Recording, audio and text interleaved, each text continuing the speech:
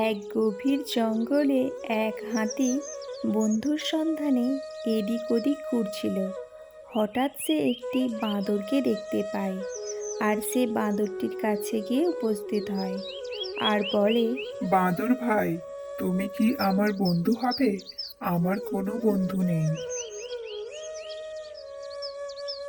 তুমি তো এত বড়, আমার মতো গাছে ঝুলতেও পারো না। আমি তোমার কাছে এত ছোট, কোনোদিন যদি আমি তোমার পায়ের নিচে চলে আসি, তুমি তো আমায় চিপেই মেরে ফেলবে। না বাবা না, আমি তোমার সাথে বন্ধুত্ব করতে চাই না, তুমি আসতে পারো। বাঁদরের কথা শুনে হাতিটি দুঃখী হয়ে সেখান থেকে চলে যায়। চলতে চলতে সে এক মহিষকে দেখতে পায়। হাতিটি মহিষের কাছে যায় আর বলে, মহিষ বোন, আমার কোনো বন্ধু নেই। আমি জঙ্গলে অনেক জন্তু জানোয়ারের কাছে গেছি বন্ধুত্ব করার জন্য, কিন্তু কেউ আমার সাথে বন্ধুত্ব করতে চাইছে না। দয়া করে তুমি আমাকে না বলো না। আরে, তুমি এত বড়, আর আমি তোমার থেকে কত ছোট, কিছু তো ভেবে কথা বলো। যাও ভাই, অন্য কোথাও গিয়ে দেখো, আমি তোমার সাথে বন্ধুত্ব করতে চাই না। হাতিটি দুঃখী হয়ে সেখান থেকে চলে যায়।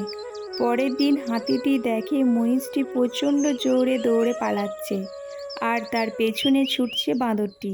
তখন হাতিটি বাঁদরটিকে বলে, কি হয়েছে বাঁদর ভাই, তোমরা এইভাবে দৌড়াচ্ছ কেন? হাতি দাদা, আমাদের পেছনে সিংহ পড়ে আছে, ও আমাদের মেরে খেয়ে ফেলতে চায়, তাই আমরা নিজেদের জীবন বাঁচানোর জন্য দৌড়ে পালাচ্ছি। ঠিক তখনই সিংহটি হাতির সামনে এসে উপস্থিত হয়। সিংহ ভাই, কেন শুধু শুধু এই জন্তু জানোয়ারদের পেছনে পড়ে আছো? সব জন্তু জানোয়ারদেরকে একদিনই মেরে ফেলবে?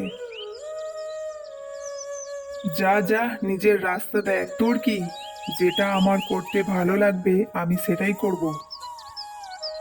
হাতিটি বুঝে যায় একে ভালো করে বললে এ মানবে না, তাই সে সিংহটির পেছনে যায় আর তার সুরে করে খুব জোরে আছাড় মারে।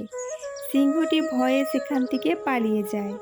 মহিষ আর বাঁদর দূরে দাঁড়িয়ে সব দেখে, আর তারা হাতির কাছে এসে বলে, ধন্যবাদ হাতি দাদা, বন্ধু সেই হয় যে খারাপ সময়ে সাথে থাকে।